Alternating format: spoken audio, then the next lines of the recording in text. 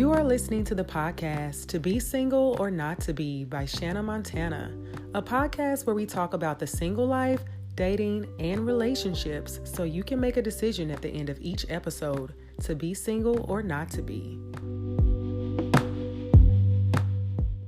So today's topic is married as a millennial, and we have the privilege of having three couples on the line who have decided to join us for the podcast. And the goal on this episode is really just to dig into the minds and the lives of some married folks to get some renewed perspective because times and marriages have changed. And I think there are a lot of questions that people have of married people that sometimes you just might not feel comfortable asking them. You may not know a married couple that's successful to ask this information, or you just may have a little bit of curiosity from a podcast like this titled To Be Single or Not to Be, as you are on that journey of singledom before you get into a marriage, to know if this is something that you would want to sign up for and what marriage really looks like. So we're going to get right into it. So our first couple, well, no certain order. Here in Nashville, we have the Jordans. So we have Crystal and DJ Jordan, and you guys have been married for? It'll be 4 years in August. All right, 4 years in August. And then up next in Texas, we have the Dewalts. All right. Hey, everybody. We have Erica and Drew. And how long have you guys been married? 6 years. 6 years. And last but not least, this couple has been married for 2.5 seconds.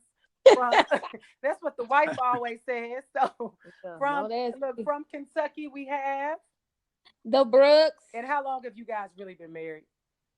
6 months. Oh my goodness, 6 months. Ooh. Fresh meat. All right. Okay. All right. So we are going to get right into a question that I know I have, and I'll let you guys know. I put some questions, some thoughts out there on Facebook, and I had a lot of comments to come back. So I got some of my questions from social media. So thank you guys for the feedback. But the first question I want to start with is one that stands out to me a lot. And it is, I feel like we on Miss USA pageant, about to pull a question out of the box. So the first one, when people say marriage is hard work, give us some real life examples of what that means to you in your relationship. Like, what does that really mean? Marriage is hard work. We have this too many things to name. Well, you don't have to name them all, but you give us some insight. Give us something. Just learning to compromise. Learning to compromise. Die to self. That's what our marriage counseling told us. Say it. Die to self. What's that mean? That's one thing that we always remember from counseling is just to die to self. Like if it's the epitome of compromise. Okay. If your spouse is having certain feelings towards things and you have a different feeling, it's all about being unselfish. Okay, being unselfish. I like that. I need that. Die to self. So on the nights when I want a nice ice cold Coke or some Oreo cookies or something from all the way downstairs, and he all the way in the bed real comfortable and I don't feel like moving, I say, baby, I need them Oreos. Die to self and go get it. Look, okay. I would say coming from having a little one in the house now, like one of the things you got to work on is time management, making sure everybody is considerate of each other's time, because in anything you want to make sure that you still always make time for each other. So absolutely, because you get that a lot where people, I think sometimes when you do have a child that you kind of lose yourself to the kids. You forget about husband and wife. So we'll get into that one in just a minute. But go ahead. I think the Brooks were about to speak. Yeah, this is Darius. I was about to say, I would say from my perspective, it's work. I wouldn't necessarily say hard. It's consistent work. Okay. Honestly, it should be the easiest relationship because it's the only one that comes with a study guide, which is the Bible. So I would say consistent work. I wouldn't necessarily say hard, because when you say hard, it puts a negative connotation on it. So I would say it's consistent work.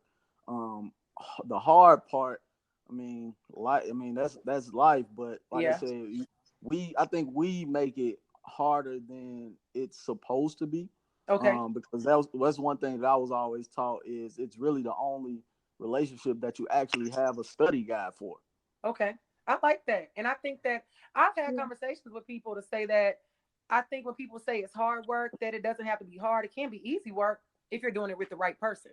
I think sometimes it turns into hard work when you are not partnered with the right person. So that makes absolute sense. And I like that connection, having a study guide for it. So that's something else when it comes to time management, as the Dewalts touched on. How do you balance that in a relationship? Like, do any of you guys have like a standing date night? Or what do you do to make sure and be intentional with your time for each other?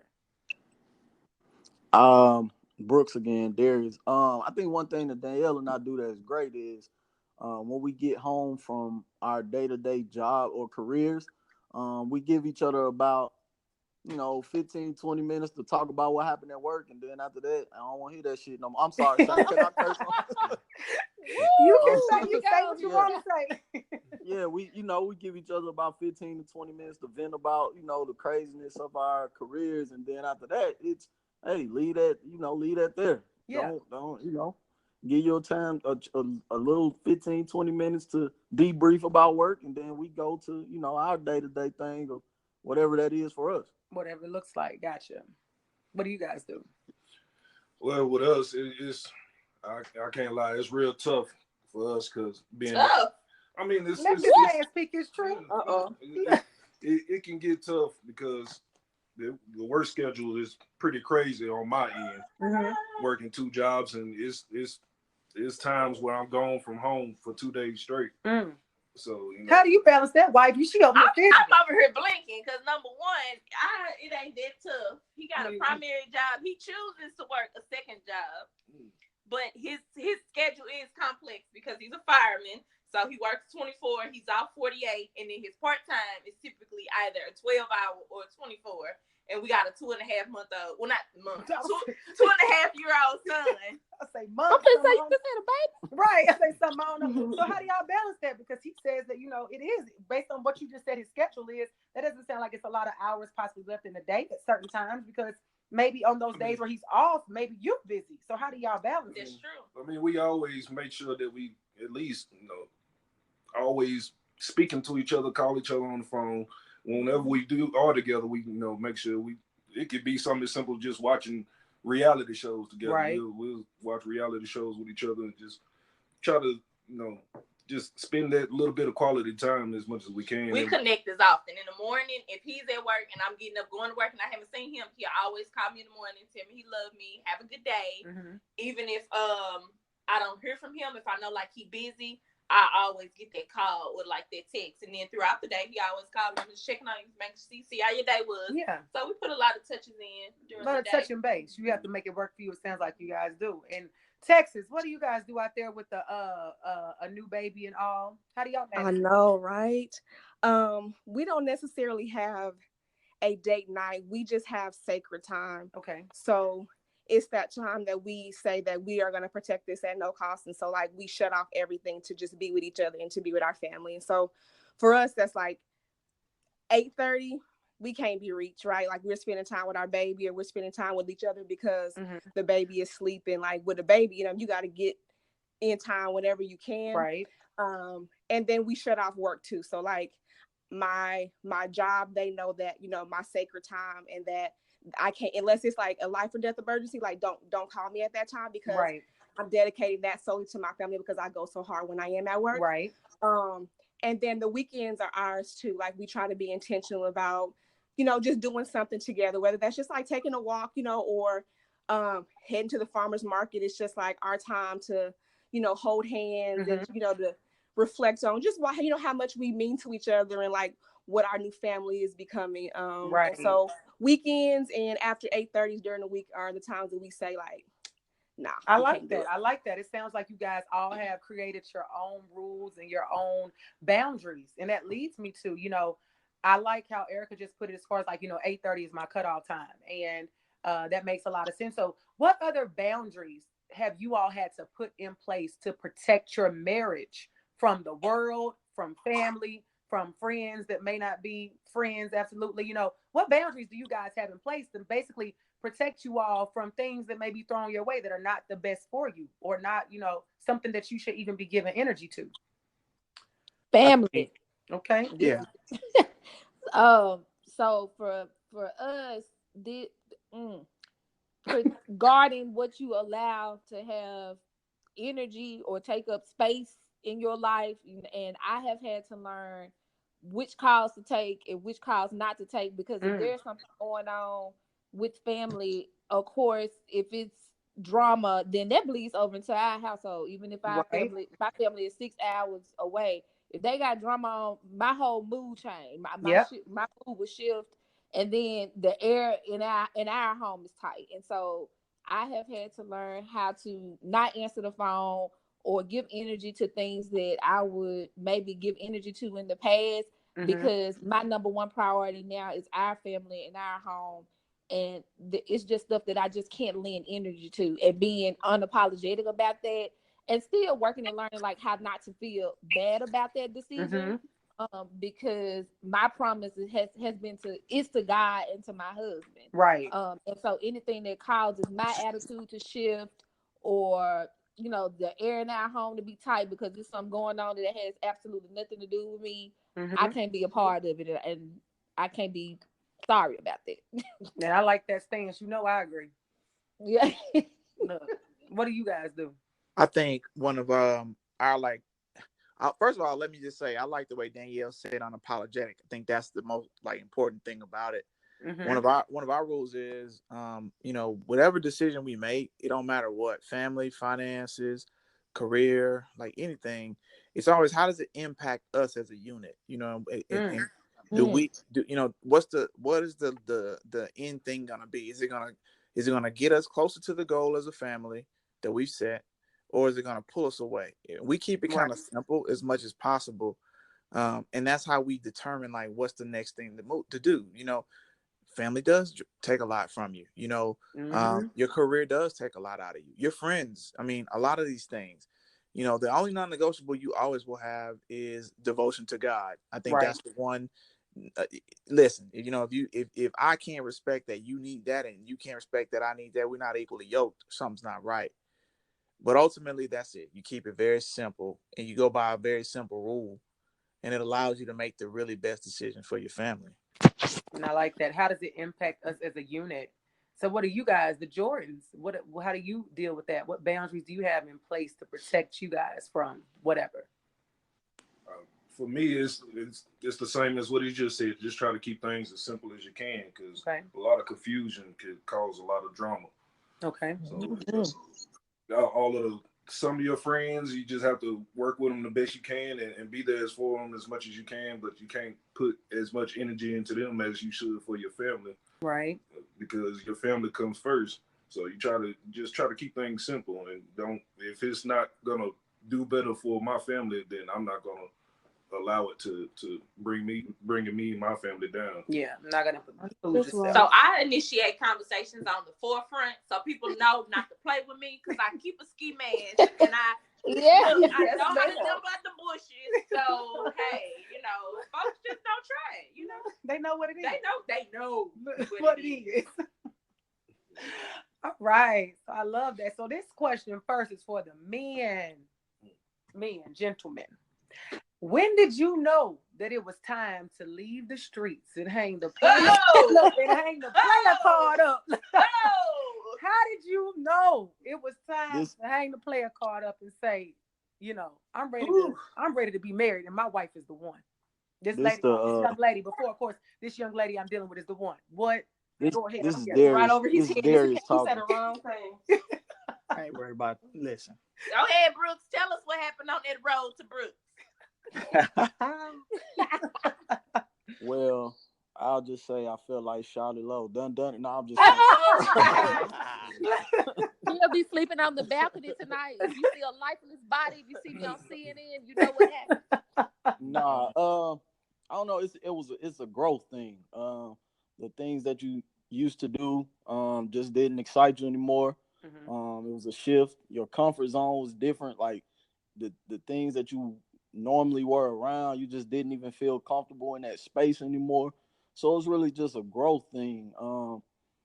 And when you pray about something and the signs are there, you kind of have to acknowledge those things. In the past, you ask for something and the signs are there and you ignore them, but with that growth comes, you recognize those signs. You pray for something, and then it comes full circle. Right. Like Danielle and I, who would have thought that, we met in 2006, and through it all, here we are, like 2019, married. And it was kind of like you meet.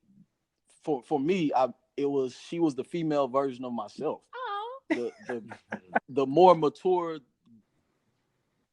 person that I grew into. She was the female. She had always been the female version of me, but it's kind of like we grew simultaneously at the same time, and it's like timing was everything. Had we probably tried to date back in 2006 when we first met, it probably wouldn't have worked out. So yeah, it's almost like God kind of aligned those things for the right moment in time, so to speak.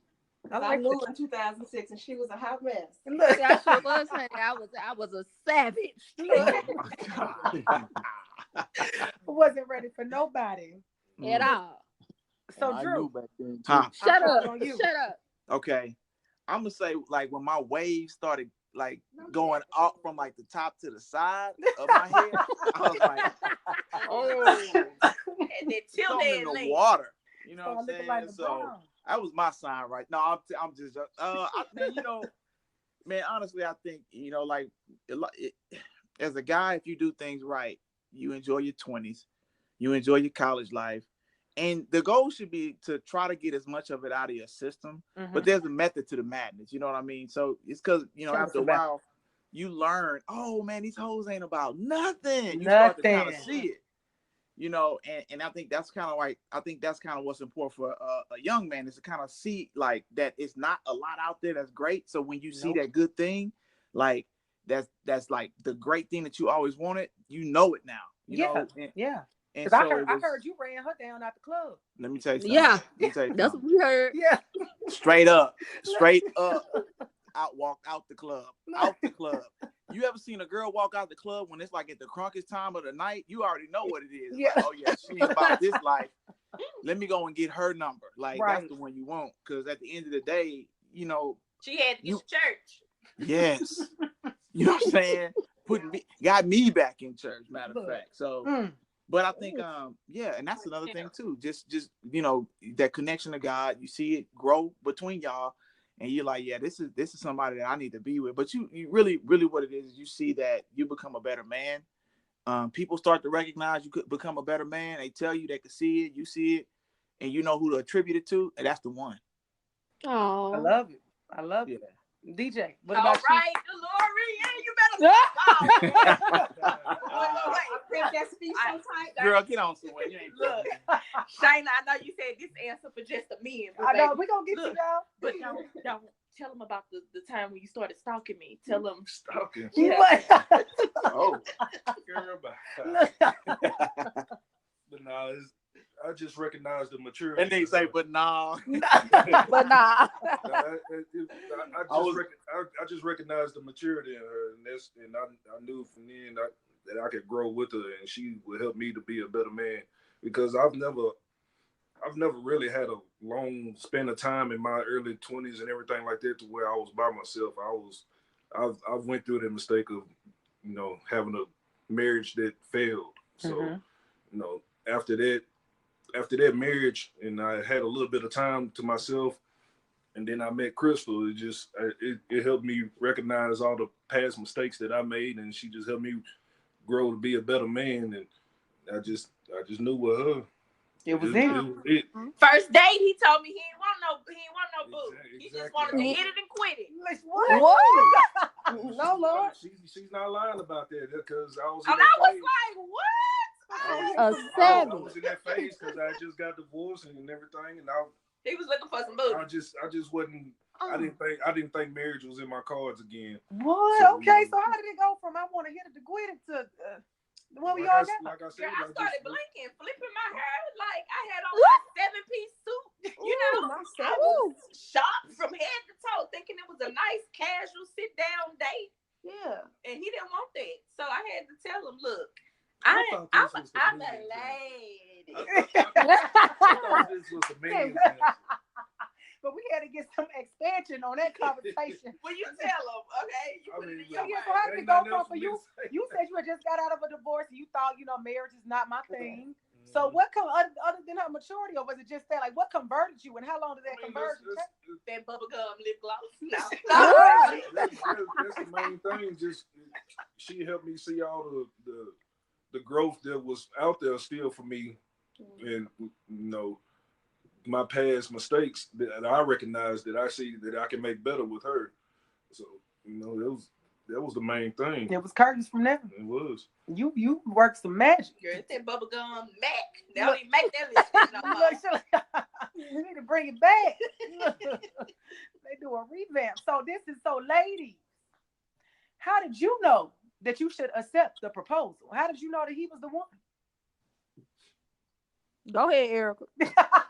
Yeah, I'm still trying to figure it out. You know what I mean? Like, I'm sitting here like, man, did I? I'm joking. You better be joking. This is my turn. Get on out of here. So I remember being in church one day, and it was, when all the pastors do that whole like single, series around Valentine's Day for all the single girls is looking sick, So I was in one of those little after church activities, and like the preacher like encouraged us to write this list of like all the things that we wanted a man, and like not just right now, but like over the whole month, like let the list build, so it's like a complete list, not like an off the top of your head type of list. Yeah. And so I had compiled this list of like a laundry list, Shayna, like of, hey, he better have this, like waves better be, connecting this way, like all the things.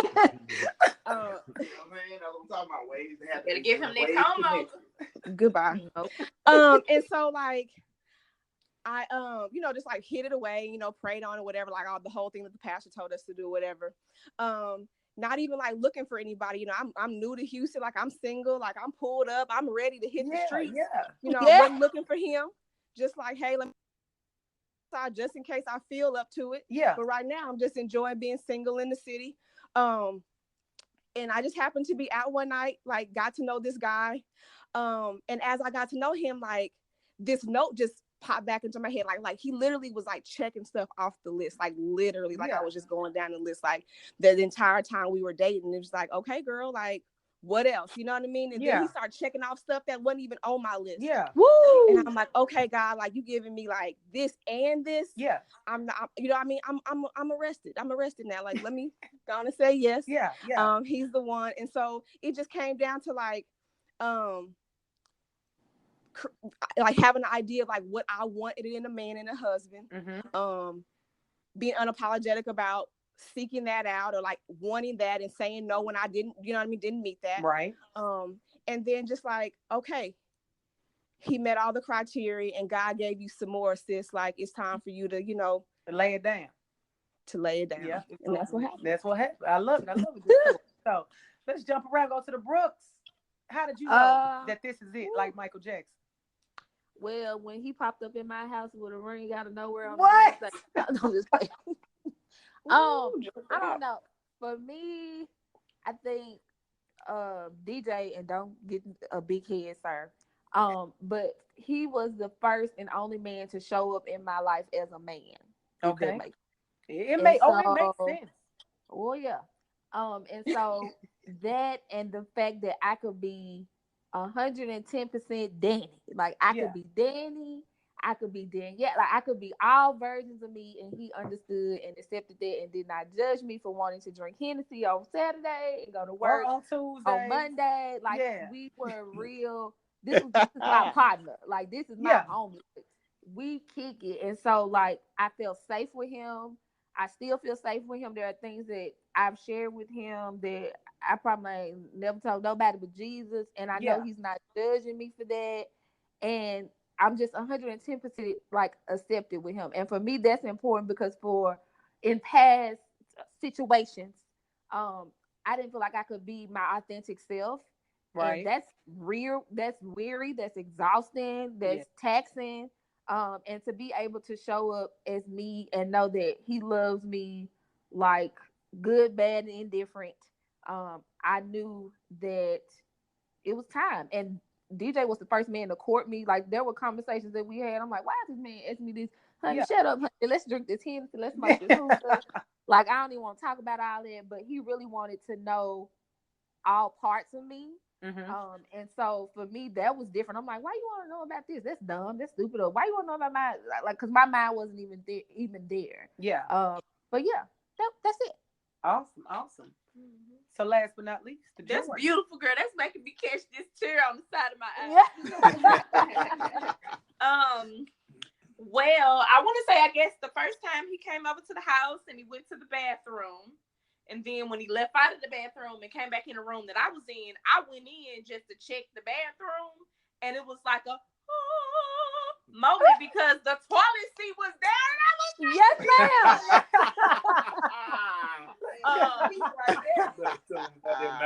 I know, right? We do have a situation, a story about the mouse. That's another conversation, but I guess to piggyback, off of what Danielle said, I feel like he's the first man, and putting my daddy out there, the first man that has ever like truly demonstrated love. So I appreciated him. Like when I called him, he was always there. Like when we went out, it was like opening doors. He was a gentleman. He's always been very gentle, very honest, very open. So, he's made it easy for me. Whereas in the past, I've dated guys, and the guy that I dumped before him, and the reason I met him was because I dumped that Negro. He wouldn't cut my grass. And it's like, nigga, if you can't do the basic in my life, then why am I wasting time entertaining your ass? Right. So when I met him, I didn't have to like outline the things that I needed. I feel like he, to an extent, already knew how to show up and like be a man, and I've never had that, not even from my father. So I just got this sense of like peace and comfort, and like he's always taking care of me, always been there. And it ain't even financial stuff, like emotional. It's just we connected. So so connection was there for all you guys. That and that toilet seat. I mean that says a lot. You don't know that, but I went in there and it was damn. It was damn. I'm here for a good toilet seat being put down. I'm glad you just touched the last part of finances. So how do you guys handle finances in your relationships? And I ask that because the topic today is, marriage with millennials. And we know that, back in the gap, it was like daddy went to work, mama stayed home. It was completely different how it is now. So tell us a little bit about how you guys look at finances in your relationship or how you handle them. Don't judge us, y'all, because we're both educators. Okay. So we literally have like a family, like a tactical, right? Tell us about like, hey, we need to have a family meeting. Explain we need to get the whiteboard out. We need to go over our finances, what we spent last month, what are our goals for travel, what are our goals for savings, what are our goals, like literally writing it down on a whiteboard. Literally. I love it. Like putting stuff in this, pocket, like giving each other like, hey, this is the budget for this month because, we trying to get this and we trying to do that and we want to go here. Yep. We have a literal like sit down meeting where we break out like credit scores. I love it. Like just goals we have in the future, upcoming events or whatever. So we run it real like a CEO business. I love it. Sure, Sounds like a lot of transparency. Oh yeah, because I feel like communication. Yeah, I feel like you really can't make good so you always think about the future and how you making sure you're making them good decisions. And I don't know everybody's background, but we didn't really have folks that were just like always talking finance too. So it was something important for us to make sure that we was aligned in, and we try to include our son in it too. And ultimately the goal is transparency. Like, where are you at? What do we have going on? Like, what are things that are coming up? What are things that we can maybe not expect to happen that we can just plan for? And it really takes a lot of stress off of you, because it's one less thing you have to like make assumptions about. Right. Because the worst thing you can always do in your relationship is make assumptions. So, I mean, we literally have a whiteboard in our house. You know what I mean? So we break it out and have a meeting. Yeah. I think it's important because that whole clarity in the moment is just big. I love it. I'm all for it. That's how I live now. So I know I need somebody who can step up to doing something like that. I'm like the old lady with the checkbook. I'm writing everything down, checking it twice. So I plays no games with a budget. So whoever the budget. I do want to say this though, Shayna, like it took a while to get here. Like I don't want, Give us that backstory. Yeah, like I don't want to mislead anybody listening to think that like, oh shit, I walked into the relationship like with the whiteboard. Like, no, it took us years of like fighting, like not being transparent. Like, shoot, I got a little stash account over here you don't know about. I got a separate stash account over here that I'm gonna tell you. You know what I mean? Like, just literally like living two separate lives when it came to our, you know, our finances. And we realized like, where are we trying to get together? Like, we can't be living two separate lives with our finances. If we're, and you know, trying to get to the same place. Do we even know where we're trying to get together? And so it took about 4 years for us to get to this place. And I can say that like it has like calmed so many arguments and anxiety and stress in the home by just being like, you know what, let's lay it all out. This is what I make. This is, you know what I mean? These are my bad decisions. These are your bad decisions. Like, what are we going to do together to make sure we get where we ultimately trying to go? It just like takes so much stress off of like the marriage, and that we can just talk about finances freely. But it did take some time. I would say this is like, it's going to look different for everybody. Right. Like, this is the way it works for us, but I know couples that do it differently. It's all about like communication. And you know what I mean? Like, at one point, Andrew and I told him like, hey, I got a separate account. Like, I got a stash account. Should you wake up one day and want to act the motherfucking fool, like I have, you know, I can do something with myself. I'm not looking like, you know, boo boo the fool because I don't know nothing about the finances. Like, I got a stash account. And so like, just being honest about that, is where we kind of started off, and that worked for us for a while. So I don't want to make anybody believe that like it's got to be so one way, because it can be whatever you want it to be as long as you're being like open and transparent about it, I believe. I love it. Drew, how did you feel when she told you she had that damn side account? Still. Yeah. About that. Yeah. So, you know, like, man, I respect it, you know, because at the end of the day, like, who's she thinking about? She thinking about my son. You know what I mean? Yeah. I know it ain't about her, so I ain't tripping. Okay. Like, you know, have your stash account. It's cool. And plus, though, you know, like real men, we ain't tripping on no money. You know, money come, money go. Like, that ain't no thing. So at the end of the day, yeah, I don't care that she has something like that, but I appreciate her telling me. Yeah. You know what I'm saying? Because, you know, it's just like like that onion. You just peel back these layers of trust. Yeah. You can just keep going deeper and deeper into it. And you got to go through the rough patch for a little bit so you can get to that, you know, that green pasture, you know, because it just takes a little time, and it's a process. And, you know, everything you do, you have to make sure you keep God first, right? Right. And you know, you're not, you know, going in it with like malintention towards each other. So, I don't have no stash account. You know what I'm saying? I mean, I got revenue sources that come in, you know, but I put that in the pot. I don't trip on that. Right, so, right. Okay, I like it. So the other one, the Brooks, how do y'all handle finance? So let me just say, I think it's also important in a relationship for you to realize areas that may be a challenge for you. And one of my areas is finances, because I will fuck up a check. Okay. My husband knows that about me. And so when it comes to finances, I defer to him, but that does not mean that I'm ignorant of our situation.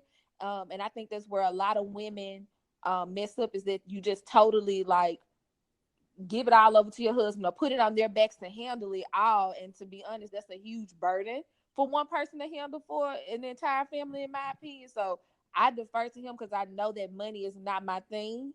He is way better in money than I am. And it does not take no skin off my back to recognize that and to say that. And so what we talked about money very early on, which was one of the things that got on my nerves when we first started dating. I'm like, why you want to know why you in my business? Why you in my pocket? Yeah. You know, because I'm raised by a single Black mama and a single Black great grandmama. So it was always get your own shit in case somebody want to leave, you know, you will be okay, you know. Yeah.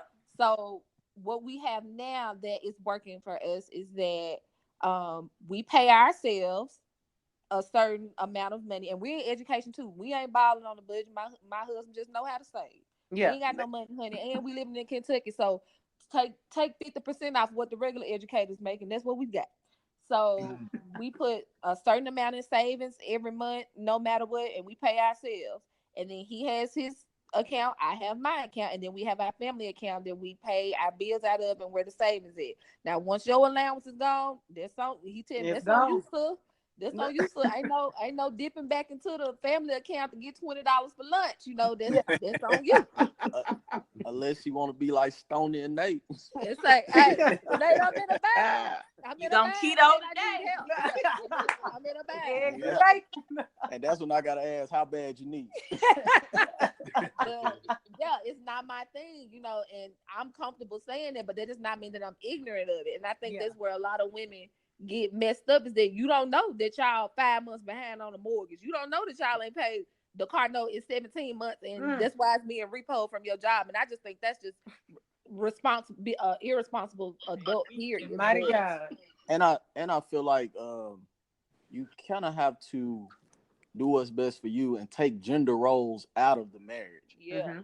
Certain things a man is just gonna do because he's a man, like taking out the trash, cutting the grass, but like things that are like have normally been gender roles, like the man pays the bills, the woman does. Like, you got to do what works best for your family. Right. I didn't come from a background where money was talked about, and most Black households didn't talk about credit and finances and things of that nature.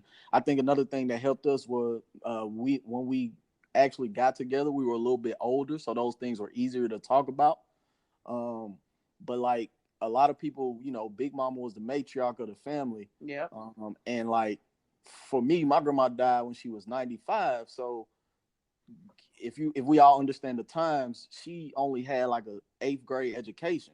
So there's no way that I was gonna let grandmama tell me about finances. Like, not at all. You know what I mean? Like, not no disrespect, but you know, it's just it's no disrespect to her, but sometimes you have to look at those things deeper than what they are. And in the Black family, it's always like, don't question grandmama, don't say this, don't say that. But you know, if we just gonna be real about it, like, she can't talk to me about finances. Like, I gotta make my own decision on this one, grandma. So I mean that, and like Danielle said, being totally transparent with our finances. She knows what comes in, what goes out, what we pay ourselves. You know, I handle the finances because I'm more disciplined about you know, paying things when on time and all that. So I mean, I pay shit on time. That's another thing that you gotta do too, though. You gotta know yourself. You gotta know yourself, though. You gotta know yourself, and like DeLorean said, your end goal. How is this gonna help us get to our end goal? And put your pride aside. As a man, some men, you know, I gotta do this. No, if she's better at it, I'm gonna let her do it for the betterment of the family. Who's the subject matter expert? And that's exactly how I feel about it. I'll be honest. I'm not the best when it comes to accounts and everything like that. Crystal is the best at it, and you know, I wouldn't have nowhere near as much as I have now if it wasn't for her. She's the one that stepped me up and helped me get where we are now. So, you know, I let her. I just work hard. She's the one that makes sure everything gets paid. Over here popping her collar. All I do is just work and make sure that we get the money to come in, and she handles it all. So I put complete trust in her and everything. So. What was your credit score when you met me? Don't do him like that. Come on, upgrade him, sis. I ain't gonna say the credit score, but he has risen a whole lot. That ain't nobody be. What is it now? It's risen a whole lot. Look, a significant amount. It is a significant amount, and it's because of her. You know, I didn't, like I said, I've been through a marriage already, and we didn't have any assets at all. Now I have assets. How many houses you got? I ain't got that many. But yeah, you want me to add to it? You can. Well, my husband does not like to think. He's not a thinker, which is what I've learned. I like to keep it real to be totally transparent. After we had our son, I had preeclampsia, which is just issues with blood pressure, and it never went away. Then I started creating like anxiety and all these other like issues. So I had to start taking anxiety medicine, and it like calms me down from like thinking. So I remember one particular day he was asking me something, and I was like, look, tag in, it's your turn, because I'm on this motherfucking medicine. I'm relaxed. I don't feel like thinking. So you gonna have to put the big boy pants on and figure that shit out. Like 15 minutes later, he came back and he was like, babe, I need you. I was like, look, you just don't like thinking. He was like, you're right, I don't. So I don't know where life would be be for him if it wasn't for me, because I pay all the bills, I watch all the bills, I got everything organized. However, I'm disciplined when it comes to making sure that our house is organized and together, mortgages are paid, and everything's clear. And I was whispering to him when they started, and he was like, "Nah, don't bring that up." But I would bring it up because we being transparent. Went to the store and I bought me 2 3-carat rings because it's what I wanted. You showed out. And he said, "Well, do you have to get 2?" He was like, "And I didn't think we was doing this today." And I was like, "Well, baby, I want these and I want both of them." So I bought one. And he didn't know I was on the other side buying the other one. While he was paying for that one. And then, like, when we got home, I was, like, showing it. And he was like, "Baby, I already know you excited about that damn ring." So I was like, "But you ain't even looking at it." And he was like, "Well, where that one come from?" So I had to explain to him why I wanted the second one. So I ended up getting the second one, too. So was you upset about that? I wasn't completely upset. I just thought it was a little excessive. But, all in all, I didn't care. It's like that's why, in addition to that answer and that toilet seat, this is why I love him. And I always tell her, as long as the bills are paid, I don't care. You can do what you want. I mean, that's how I feel about it, because I'm always work hard to make sure the money come in. As long as we doing good, as long as everything is paid, everything is paid. I make sure. So you can buy your 3-carat ring. You lost your. They should have whooped your ass. Because I would definitely. And I did feel bad to add it to the recording. You didn't. I felt so bad. No, you did not. Lord, no, you did. No, you did not. You did not. So tell me, this is a good segue. When you guys face troubles or certain situations, even though that wasn't a troubling situation, which is awesome. Like it could have been, though. It could have been. If he had a different personality, it would have went wrong. You would probably send the ring back. Yeah. You would have probably been single with the ring. Yeah. Okay. So when you guys face trouble or difficult times, do they throw you all in a turmoil, or do you take them in stride? Like, how do you handle conflict within your relationship? Do you have set rules on how you handle it? Is one person a runner, somebody a talker? How do you deal with difficult situations other than communicating? Because you got to communicate, but if someone doesn't, say that too. So how do y'all deal with it?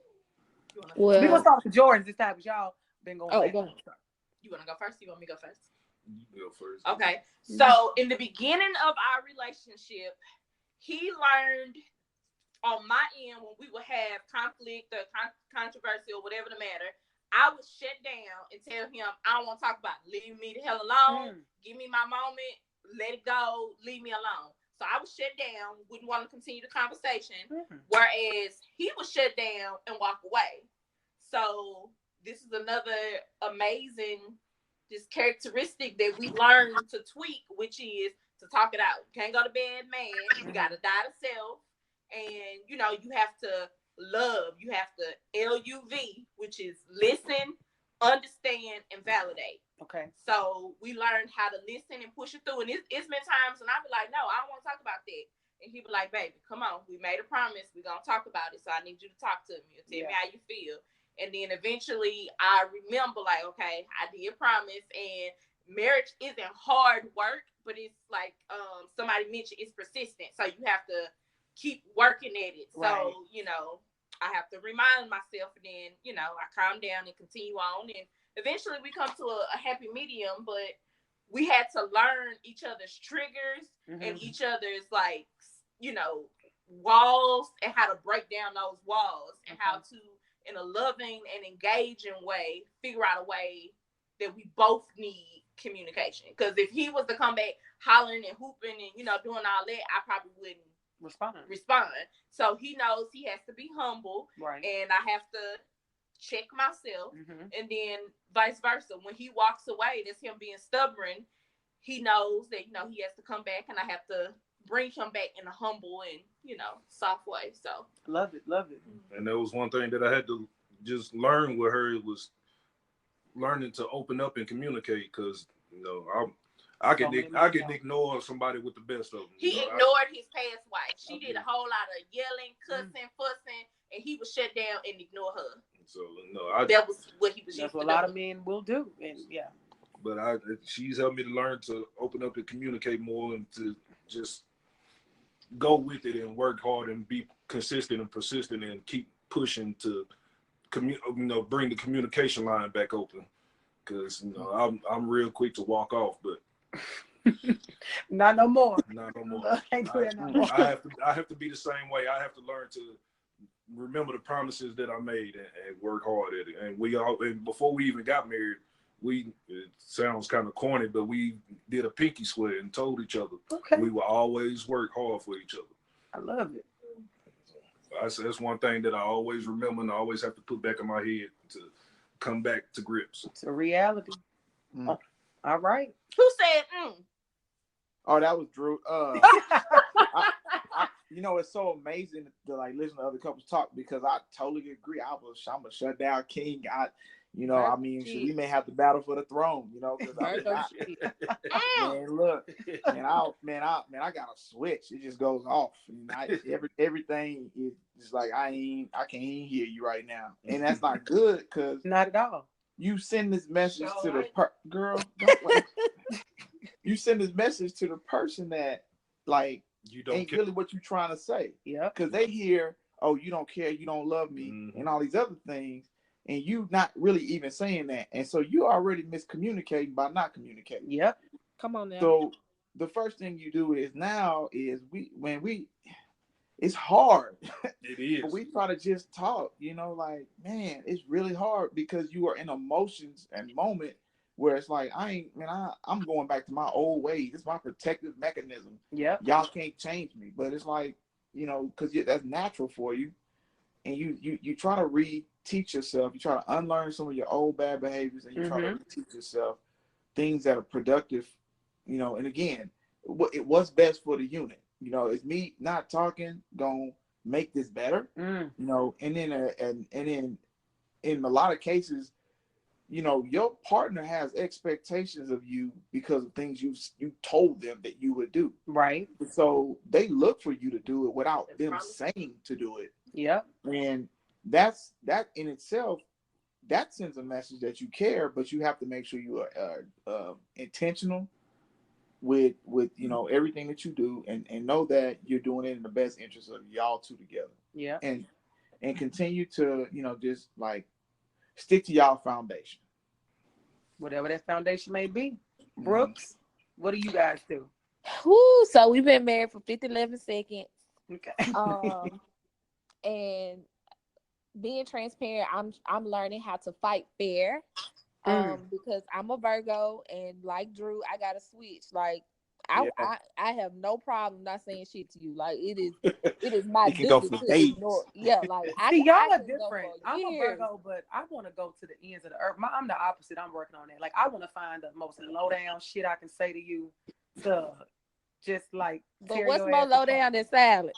Exactly. Right. Nothing sends a bigger fuck you than not saying nothing. Okay.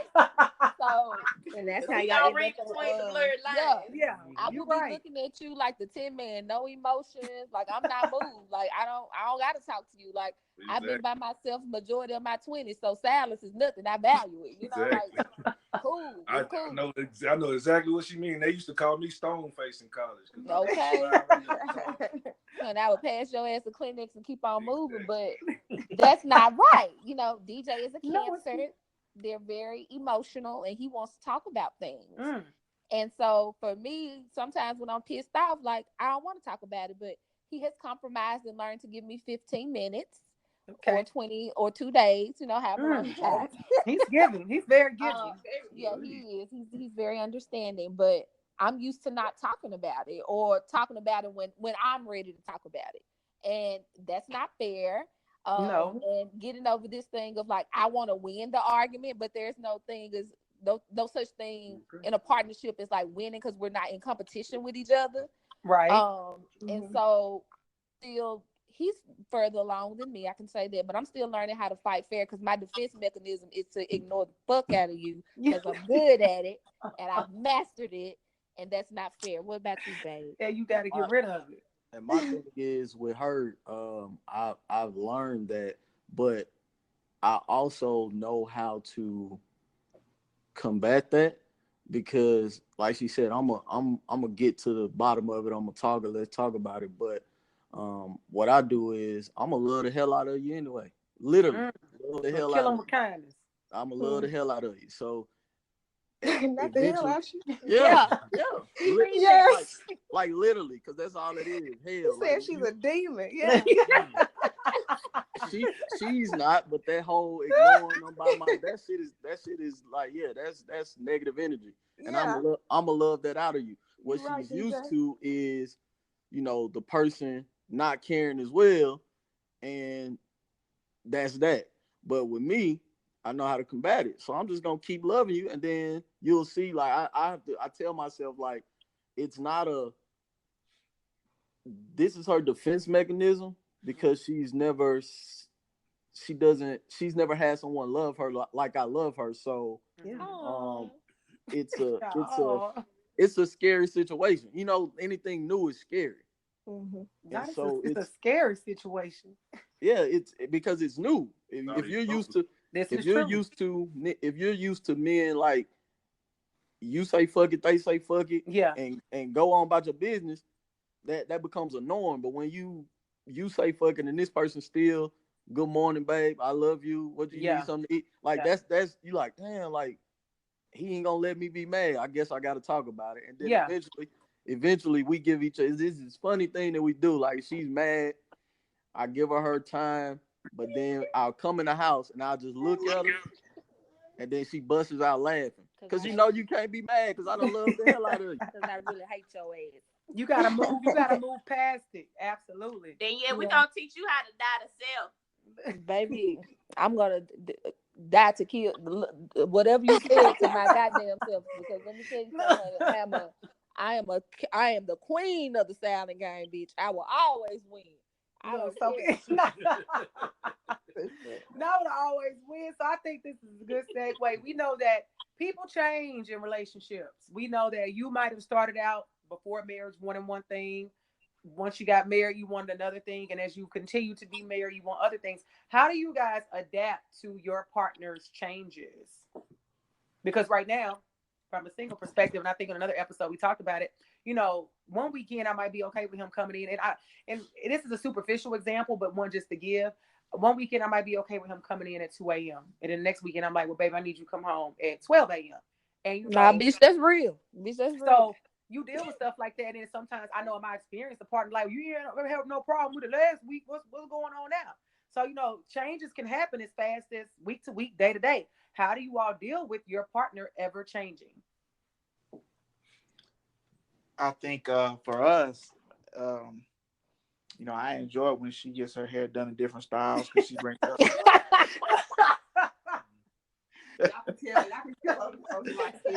I like when she come home looking like different women. I don't mind that at all. Matter of fact, so she can go through as many changes as she wants, as long as she come home. That's I'm just saying, okay, so people gonna evolve and you evolve together, and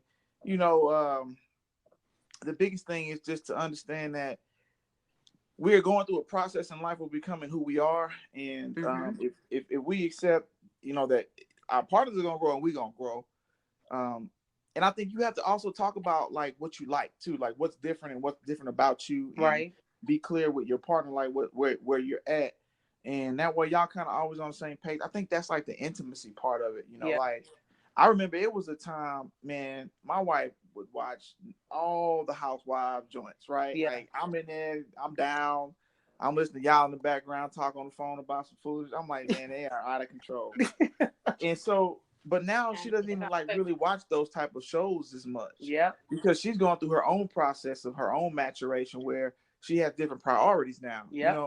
And that's why I say, I talk about it, but I like watching the shows too. But like, at the end of the day, if she ain't watching it, I mean, I ain't watching it. I'm cool. If that's not gonna kill me. That's a minor thing, but those are the type of changes that you can expect. It's gonna be little small things, right, that are subtle over time, but they amount to a large thing. And so you just have to be okay with where your partner's at. Your spouse, wherever they at, and that change it's just being okay with it, but also talking about your own personal change and whatever you're doing differently.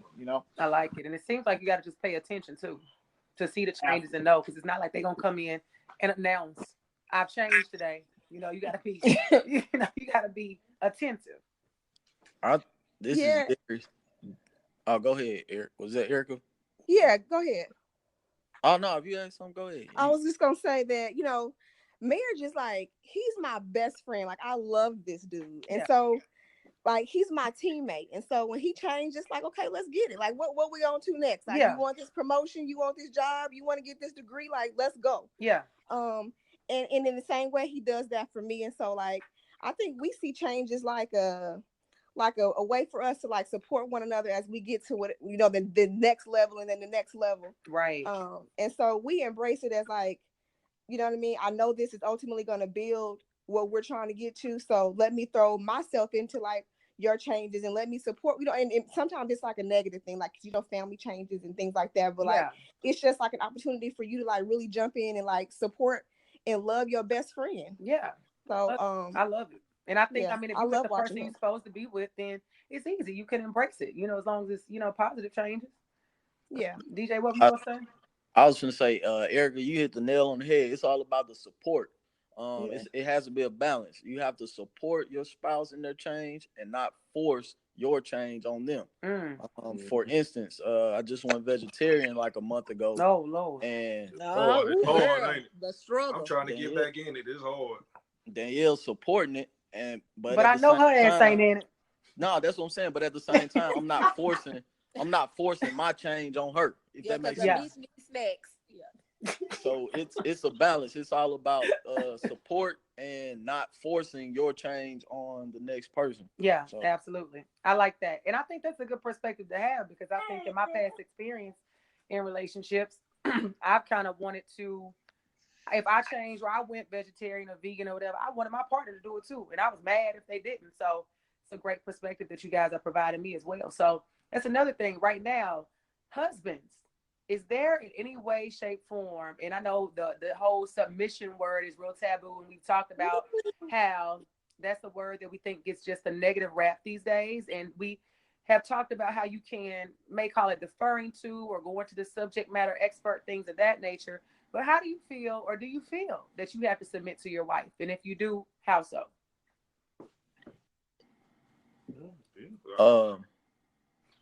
Don't be stuttering. Of course, I feel like, you do have to submit. I mean, you got to do for them just as much as they'll do for you, because it's all about being there for each other and compromising.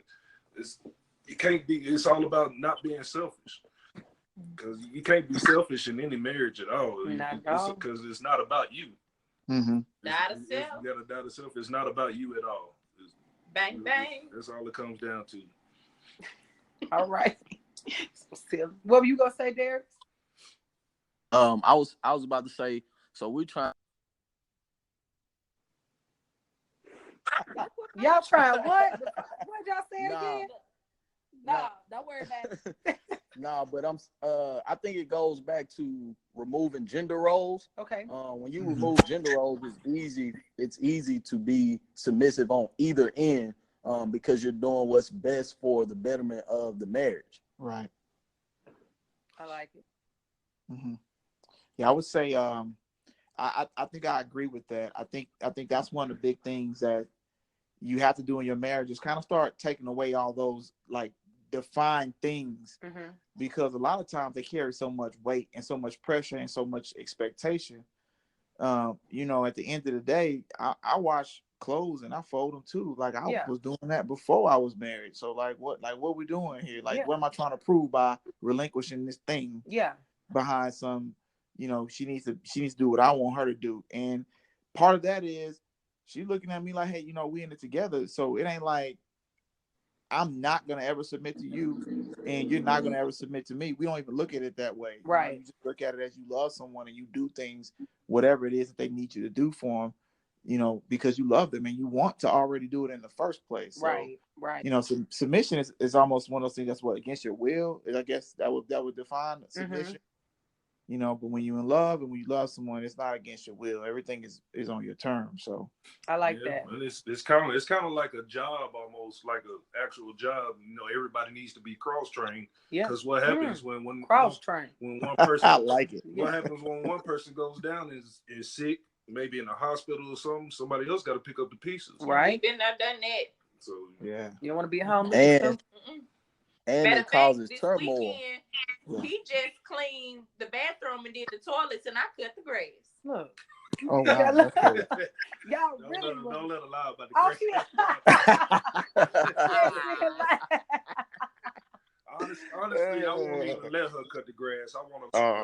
But I volunteer because I'm cross-trained. She will volunteer, but I won't let her do it. Just like her getting a second job, I won't let her do that. But I ask because I want to pay for the stuff that I want without feeling guilty. Okay, I understand. Now tell me this, because you have so many people in society who, whether they're for marriage or against marriage, say, "Oh, marriage is just a piece of paper. What's gonna be different after we get married? Why we gotta get?" You know, people that kind of, I think, speak against marriage. So tell us, what do you feel is different from when you were dating or engaged to once you said "I do" and you crossed that line into the new journey? What different, or what makes a relationship different from being married in your experience? Man, can I please answer this first? Please go ahead. So, since we've been married the least amount of time, it's just kind of fresh to us. People always asking me, like, so how does it feel to be married? Or how, you know, like, as if something was supposed to change. And I tell people all the time, when you're really courting someone, you should court them as if you're already married. That way, nothing would change. There won't be no drastic change or something that comes up that you were like, you know, oh, red flag, I shouldn't have married this person. So if you're dating as if you want to marry this person anyway, then there won't be a drastic change, like what's different from now into then. Nothing's different, because I dated her as if she was the one already. Okay, I like it. And I think sometimes that question might come from people who either didn't handle it the way that you did, or people who ended up marrying somebody and they thought that marriage was going to change that person. And then they, you know, and it didn't happen, because it won't happen. It's impossible. And it just didn't look like how they thought. So, you know, they tend to lean on that. So for the rest of you guys, what's the difference? Yeah, I mean, I'm with them as far as that. You know, when you're dating someone, you want to court them and you know, date them as if you're already going to marry them. But the thing I think is the difference is when you actually do get married, it is an actual combination of the two. You actually do become as one, finance, everything. Okay. Because, you know, when you're courting somebody, y'all are still two separate people. You still got your own separate things. But when you get married, everything actually does come as one. There's no two separate things anymore. Okay. And it's especially different, you know, especially in my experience, it's different because I have 2 other children from a previous marriage. So a blended family it really changes then. So it's really a combination then. So there's this difference that I see in it. To piggyback on that, when you asked that question, the first thing I thought about was blended family, because there was a situation in the beginning of our marriage. We wasn't even married then. We was engaged with his mom, and I felt like an outcast. So we had to go back to the guide, I think is what Darius mentioned, the guide that you have for marriage, which is the scriptures and the content that says when a man leaves his house, he clings to his wife. Yeah. So that was a deep conversation that we had to have to get an understanding, to get on the same page. And then not only that, but as he mentioned, he does have an ex-wife and 2 children that comes from their marriage. Right. So in meeting him and dating him, we weren't even married yet, but she was calling, texting him 2:00 in the morning, 1:00 in the morning, Jesus. And I'm scratching my head like, damn, is the kid sick? What we are talking about? Because when you wake up, I wake up. So you know what's the conversation? But with him being a fireman, he's up all different times of nights, and she's up all different times of night. So that was functional for them, and I had to bring it back in. Like, you in a relationship now. Yeah. If y'all got something to talk about with the kids, it needs to, you know, be before the street lights come on. Yeah. And then, you know, if it's an emergency, then, you know, that's always, you know, a given, but you know, there were certain boundaries we had to put in place because I was blinking. Yeah. Like, but we made it. Yeah, y'all here. Look at me now. Look at me now. So yeah. I love it. Dewalts, did y'all answer? What does it look like for you guys? What did it look like before and after?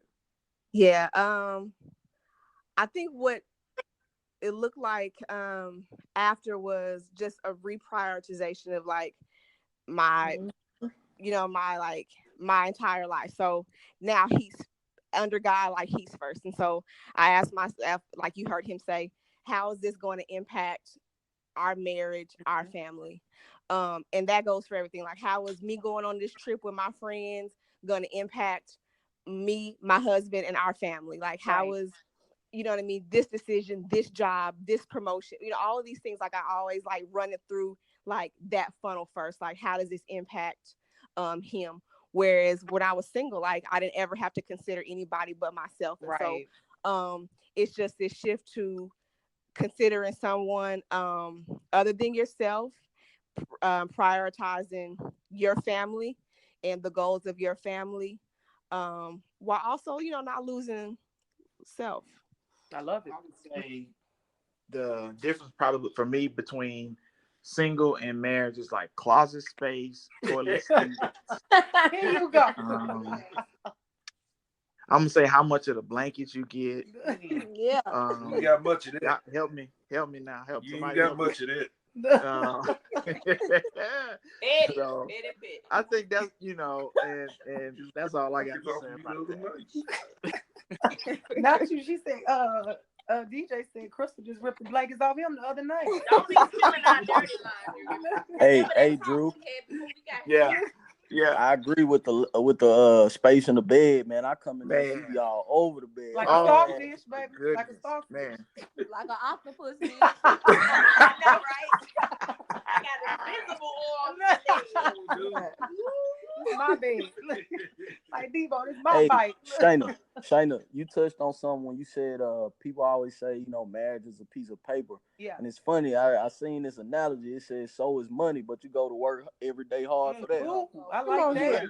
And you work hard for it. So I think the same thing. I think marriage makes you work even harder because you're connected in that way. It's no longer I could just walk away, no ties, no nothing.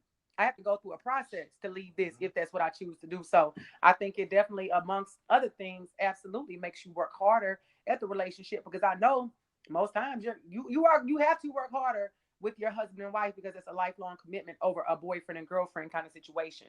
So I definitely love that situation, that analogy. I want to ask, do any of you guys practice and use love languages in your relationship? And for the listeners, if you aren't familiar with love languages, Google it. I think it's Dave Chapman who created them. But yeah, do any of you guys use the love languages? Because I hear a lot of talk and read a lot about how they can really change the dynamic of a relationship. You should ask the men, what are the women's love languages? Yeah, so let's go back. So we're gonna start in Kentucky. Do you all use the love languages? I think I keep it in my toolbox to so we about to ask you to pull it out. So DJ, what is Danielle's number one love language? I think it's a tie between affection and positive affirmations. Okay, so what's the Danielle, is that correct? I would say affection is number one. Okay. And positive affirmations is a close. So physical close touch. So he would be right. Number 3 would be gifts. Nobody asked you what number 3 was. I just want to put it out there. So you are physical touch and words of affirmation. Yes. Okay, got it. So DJ, do you know Crystal's love languages? The first two. I think that's about the same for her too. She needs the affection to let you know that you physical touch. You're physically there for and emotionally there for, listening to it and validating everything. Okay. That she feels.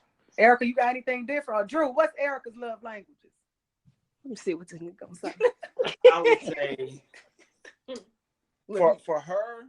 So, you know how we talked about like the king of silence and all that kind of stuff? Yeah. Like, that's not her language, right? Right. And so when Danielle was talking about like, if you really want to hurt him, like, don't talk to him. Like, that's literally why I do it, because her love language is the absolute opposite. So what words of affirmation? You have to talk. Yes, you gotta use your words. That's big for her. Yeah. And you know, she's more about like she don't want to ever tell you. She wants you to always remember, you know, like what she's showing you, and she'll show you everything she wants, right? She'll show it to you. Yeah, you gotta be psychic. You know what I'm saying? I mean, like in it, like unintentionally. You know, you have to be watching because you watch what she likes and what she doesn't like, and you just paying attention, being attentive as a husband. But I mean, I think also one of her other things is time with her is a big thing. Like it matters that, you know, like I carve out like time and we do something special and it's unexpected because that's what she loves. She loves to travel. She loves to, like, there are things about her I gotta know that make her happy. Yeah. That I can speak to in some kind of way or do something, you know, like put something, some influence towards it. Right, absolutely. Erica, is he correct? He about 85% correct. He can't get full credit. He passed. I get it. So tell me this. We talked a little bit about compromise, but I want to touch on a little bit more and go around to each relationship. So, you know, to find out, like, right now, what is something that you are compromising on in your relationship? What does compromise look like for you? This is Danielle. So I think right now, like, I'm in school, and so like every weekend in the month of May, I got class on Friday and Saturday. And I know my husband is making a big compromise, like empowering me to go to school and not making me feel guilty. You know, like he could be like, "Damn, you got class every weekend." Like, yeah. But it's like, okay, babe, we'll make it work. Like, we'll go somewhere this weekend. And we were supposed to go somewhere Memorial Day weekend. And he said, babe, we don't really gotta try to head out there Saturday. You know, I know you're gonna be tired or whatever. That's a compromise because he done with school. Fortunately for him, he is Dr. Brooks. I'm becoming Dr. Brooks. Becoming like Michelle Obama. Yeah, and so it's nice to have a partner that understands the sacrifice that I'm making to be in school, and he's making that sacrifice right along with me because for the next while I'm in coursework, I'm kind of my weekend is dedicated to school, on top of the fact that we both have part-time jobs.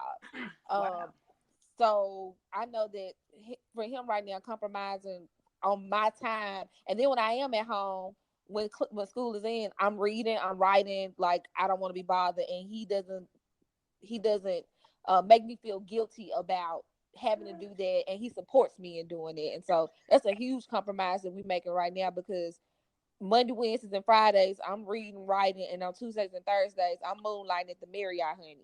So, and on Friday, girl, that's what it is, moonlighting at the Marriott. Go ahead. So I was gonna say, so DJ, how do you handle it? Like, what is in you that allows you to be so compromising in the relationship? Other than, you kind of have dealt with what she's going through, your experience, but what else is helping you to be so compromising? I hate to keep saying it, but the end goal is it for the betterment of the family, and it is. So okay. And compromising is along with communication. Compromise is one of the biggest things that comes with a marriage, and it's not like it's an easy compromise when you can find other things to do to give her time to do what she needs to do. So like I'll go play ball on Mondays and Wednesdays. So that gives her time to, study, do what she has to do, without having to worry about what I'm feeling and things of that nature. Right. And talk about compromise, like we made a vow to each other that, paying for our wedding, we was going to pay for it out of pocket, debt free, not using credit cards. So she made a compromise to, go to work, be in school, and go work at the Marriott. Along with myself working at the YMCA, so we could pay for our wedding out of pocket with no debt. So awesome. So I'm thankful for her making compromises too. Yeah, you definitely had to make them. So for the Jordans, what compromises do you guys feel you're making right now in your marriage? I'm gonna need you to answer. I feel like it's time because I've been putting in a lot of hours working on top of already. I'm already gone a 24-hour shift just for my main job. So I think she's compromising a lot with me, with putting in time to to put together the financial support for us. Okay. So I don't plan on doing it forever. So means to an end. Yeah. So she's compromising with me with it. What help me? Because I don't know what I'm compromising. You might not be compromising on shit. Am I doing anything? He'll come back to you. I think y'all doing good. And be an understanding. Yeah. That's compromise too, because you could be at his head every day. Yeah, you could. Right. Get mad at me because I'm gone. But I do tell you at work. when I want time. Yeah, you do. So you vocalize, you supposed to. I do. I'm like, I thought we was gonna, hang out this weekend, or like, So I thought you was gonna come in here and lay with me, or So for the most part, you for understand. The most part. Okay.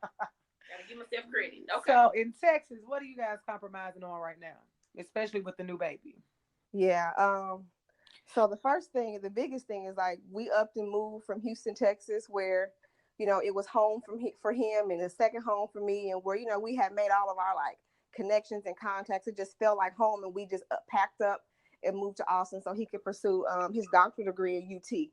Like, never had the desire to move to Austin. Like, I never been around so many white people, like just all the things that, I would have never thought I would want or like would be in life, like make that sacrifice and make that compromise so that, he could get a degree that will ultimately like elevate our entire family. Right. So I think, we compromise in like seasons. I feel like that's kind of like where we are now. Like, I feel like this is a season where, it's my turn to compromise so that, he can get this degree. It's my turn to like pull some later hours with the baby so he can stay upright and, get this degree, and me just be the cheerleader while still pursuing my own goals and dreams. Like, don't get it twisted. Like, I'm not just, sitting around. I'm not no, little wife just sitting around waiting for me to get a degree. But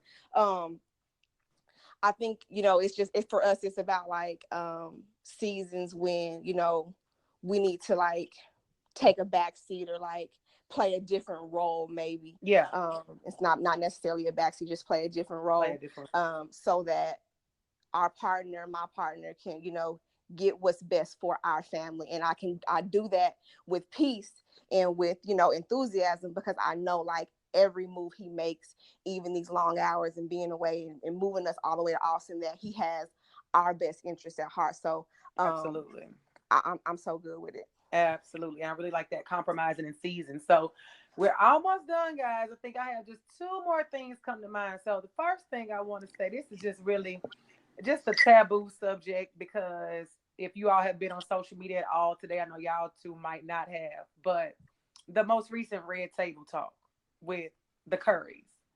And I wanted to see what you guys think, because I'm team Currys. I'm team Aisha Curry. I love her.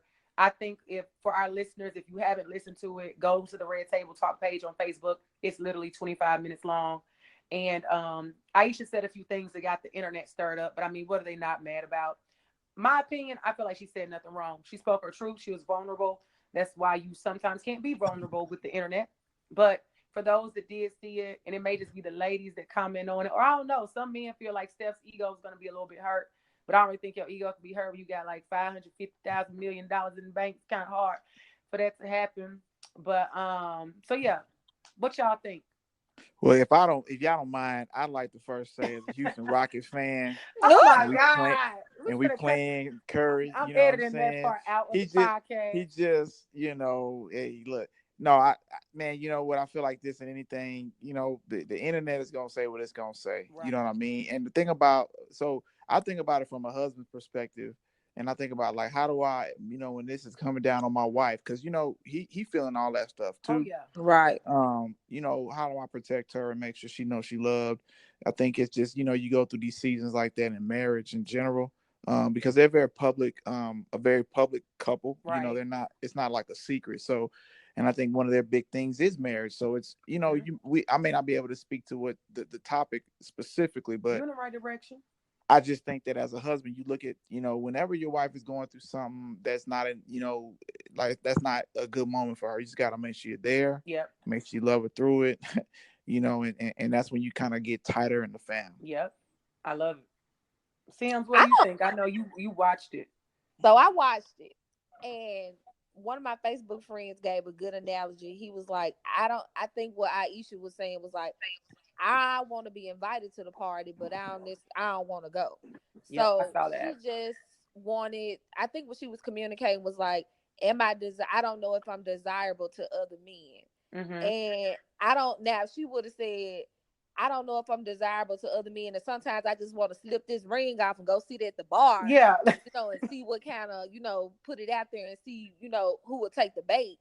I don't think that's what she was saying at all. Then Not I think at you all. have to put it into the context of their relationship. Like, they've been together since they was kids. Yeah. And so she, assuming that they were consistently together or whatever, she probably hasn't had a lot of experience, dating and, being out here in these streets like some of us have, Yeah. So she probably doesn't know. And then Jada and them made a good point. It was like, your radar is not on. So you probably don't even notice that men are checking you out. And then she conducts her, like, she's not an Instagram thought. So I don't expect men to be in her DMs like, Aisha, what's up? Because you can't compete with Steph Curry. Like, like, what are you gonna do? You damn near got to be Bill Gates. You know what I'm saying? So I just kind of feel like ain't nobody gonna approach you because they know who your husband is, which is good, right? It's not a bad thing.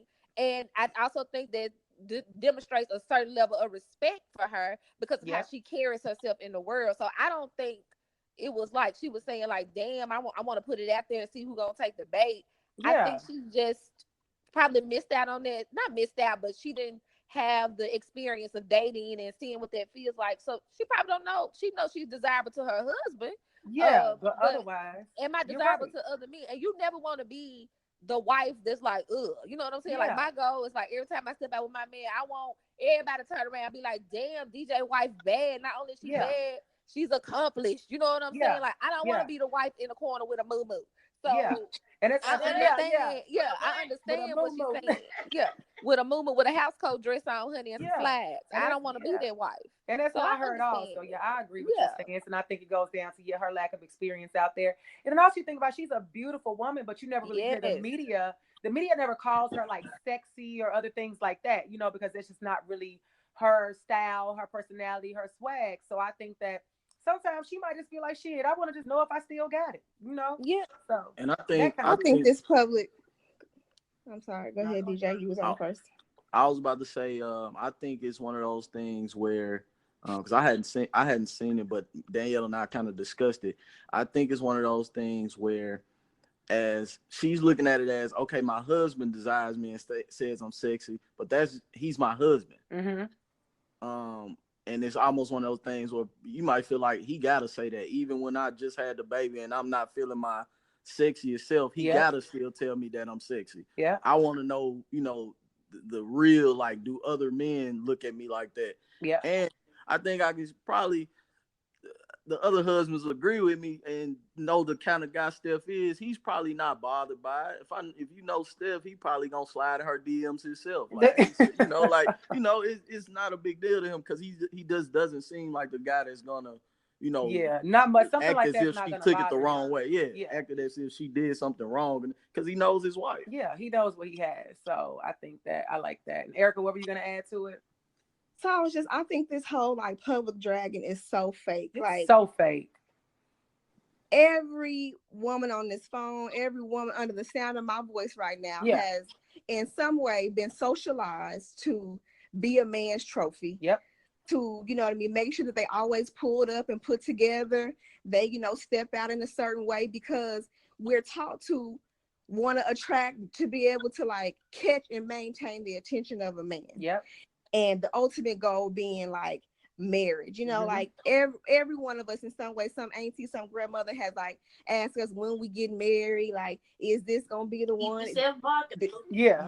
Like I remember when I decided to go natural, like my family's first response was like, is Andrew okay with that? Like, what the hell do you mean? Is Andrew okay with it? Like, am I okay with it? But we're taught to like, we have to present for a man's attention. And so like, it's not, to me, unnatural for her to be like, yeah, I'm kind of measuring my self-worth and my, on how many men are catcalling me because we're socialized, you know what I mean, to be this way. And so I think, people on the internet so holier now, like now we got our boundaries and our affirmations. Oh, and yeah. we feel so, you know, this and so that because Yeah. we're educated that we somehow cannot, you know what I mean, understand how this woman would say such a thing. Yeah. It's crazy to me because we have all, you know, Been there. stepped out wanting Yeah. to get the attention of a man, and that is the way that society makes. I think the bigger point is for us as women to be like, you know what, like this is sad. Yeah. You know what I mean? Like we need to be teaching our girls, we need to be teaching ourselves to love ourselves, you know what I mean, unattached from a man, Yep. a husband, or a boo, whatever the case may Unattached. be. And if we can't have self-worth not attached to a man, then we need to do some self-reflecting, and we need to make sure that we don't pass that toxic ass shit down to our little girls. Yep. Got some self-work to do. She still got some work to do. So definitely the last question, we're going to do a quick round table like the red table talk to find out, what are your keys to success in your relationship? What do you feel is making you successful as a couple? And we are going to start with the Brooks. Woo. Dedication. No, I'm just man, like I said, I hate to keep going back to it, but man, communication and compromise.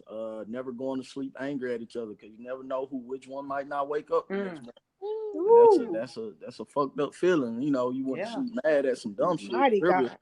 And you know, God forbid something happened to one of you, and now you seem like, damn, I was arguing about who left the window open. Now, you know, like, so really just putting things in perspective. Like, does in the grand scheme of things, does this really matter? I ask myself that all the time when, you know, you about to argue about something, like, does this really matter? Like, right. At the end of the day, does that really matter?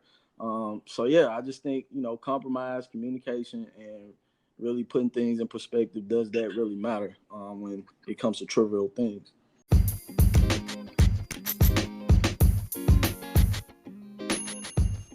We are now introducing a new segment to the podcast. This is called Living Single. We want you guys to send in any of your relationship questions, if you need advice, or if you just want to give feedback on the show on a topic that we've discussed. Feel free to DM them on Instagram to Shanna Montana, or you can inbox me on Facebook, Living Single, and we'll definitely be touching on these topics on each episode going forward.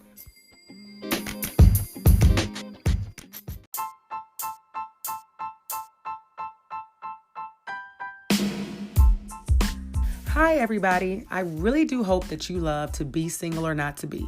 But did you know that you can actually get paid just for listening to this podcast? I know it sounds insane, but it's true. We just discovered this free new app called Podcoin, and it literally pays you to listen to podcasts. So here's how it works. You listen to podcasts and you earn Podcoin while you listen. Then you turn that Podcoin in for gift cards at places like Amazon or Starbucks. Or if you're a good person, you could even donate that Podcoin to charity. The more you listen, the more you earn. So here's what you need to do. Download the app right now on iPhone or Android, and I have a special code for you. Simply use our code to be single or not to be, and you'll get 300 Podcoin just for signing up. And if you listen to enough of us on there, you can get a cappuccino at Starbucks or an Amazon gift card on us. So go ahead and go listen to this podcast or virtually any podcast on Podcoin and sign up with the code to be single or not to be. I swear, it'll change the way you listen to podcasts. As we come to the finale, the closing of this awesome episode, we just want to do a quick round table to find out from each couple, what is your key to success, or what are your keys to success? And we're going to start with the Brooks. I think, as I stated, our keys to success is communication, compromise, and really asking yourself, in the grand scheme of things, does that thing matter that you're arguing about? Because as I stated earlier, you never want to go to sleep mad at each other, because, you know, God forbid something happened to one of y'all while you're asleep and the other one doesn't wake up. That's a real messed up situation to be in. And also, Danielle and I made a promise to each other early on, like, to keep doing us. Like, we're a fun couple. We want to keep having fun no matter what. Like, continue to do us. No matter how far along we get in our careers, you know, we get into these doctor statuses, and she wants to be a president of a university. You got to give all these speeches. We might, you know, hit the hookah in the car, hit the hen, go in there, do what we gotta do, come back out and be like, shit, I'm glad it's over. But still, continue to do us, and be who we are as a couple. Yeah. Absolutely. I would say my key and my soft reminder that I have to get to myself is when times are challenging is that, my husband is a direct reflection of God's heart for me, and he's my gift from God. And so how I treat him is a reflection of, am I honoring the gift that God gave me? And so when times get tough, I have to remember that he was divinely created for me, and because of that, I must work as hard as I've ever worked in my life to make sure that I'm honoring him and I'm maintaining our marriage and coming to the table present and not, focusing on being the queen of the silent game, because I always win. Yeah. Gotta sell. Say gotta sell. All right, up next, the Dewalts. What are you all's keys to success in your relationship? I would say, some keys to our success for sure is the communication. I think that's like a major piece to it. I think it's so many different things you can think about when it comes to this, what success even is in a marriage. What do you consider success? Mm-hmm. Because there's so many aspects of the marriage. But I think that one of the biggest things is always keeping God first. We continue to follow our simple code of, how does it impact our family? And we keep that one vision together, like an organization almost, and I think that's just some of the other, big pieces to it. What do you think, man? Yeah, I think it's about, like, you spoke to about love language. It's about understanding, like, your spouse's non-negotiables, like understanding who he is, and then like loving him that way, not loving him the way like I want to be loved, or the way that like I think he should be loved, but the way that reflects who he is what I've had to learn, and what has like really like kept us. I think another thing is just like being authentic to us. Like, we're gonna do it our way. You have so many people around you that can offer, advice and suggestions about, what marriage is and what it should look like. And, social media influencers sending their quotes and all that, what I mean? You can get lost in like what I should be doing, what other people are doing. And so it's just like, always coming back to, how does this impact us? And are we doing it our way, authentic to us, in a way that like we can live with? And that's just like what we've done. Like, we do our finances our way. We do raising our baby our way. We, live we eat our way, like, and so just identifying what works for us, and like being unapologetic about like creating boundaries around like, this is how the Dewalts do it. This is us. That should be like y'all's couple's mission statement. Like, how does this impact us? I like that. I really like that. And last but not least, the Jordans. What are your keys to success? Staying Jordan strong. I think one of the top things for me, I would say, is communication, which is something that I really had to learn to do. And like I said, that's the maturity that Crystal has brought to me. So that's one of the main things for me: communication and trust, and to die to self. Love it. What about you? Mine, I guess, is just one thing.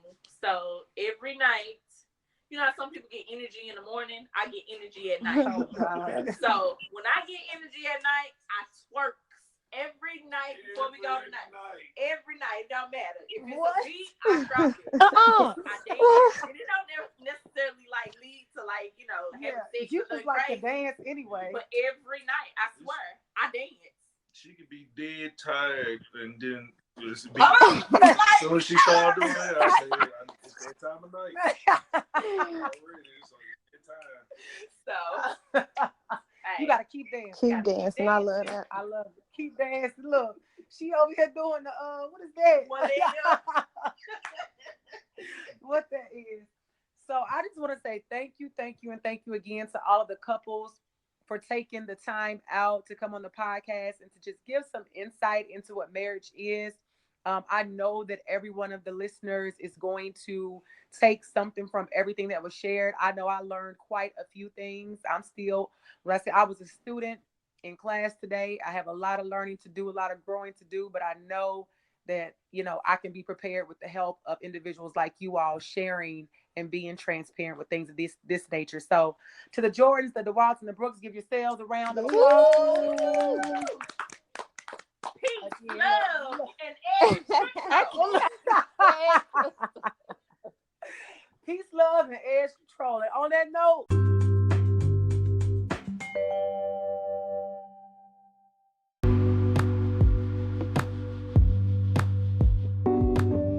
for this Montana Minute, I just want to say I hope you listeners enjoyed that episode as much as I did and took good notes during class. Now, what I can say I know for sure after recording that episode is this. Marriage takes work, but if you're with the person that you're supposed to be with doing the work, you can have success and it probably won't even feel like work. The next thing, if you need to listen to the podcast again, please do so and continue to listen and learn what you need to in order to take these lessons on love into your next relationship. And lastly, evaluate if you've been saying that you want to be married. Are you really prepared to do what it takes to have a successful marriage? And evaluate the why behind you wanting to be married. Because from what I heard today, it takes more than just love to make a marriage be sustainable. So be sure to share, subscribe, and leave reviews on the podcast. And as always, I leave you with the question, to be single or not to be. May the peace be with you. Signing off, Shanna Montana.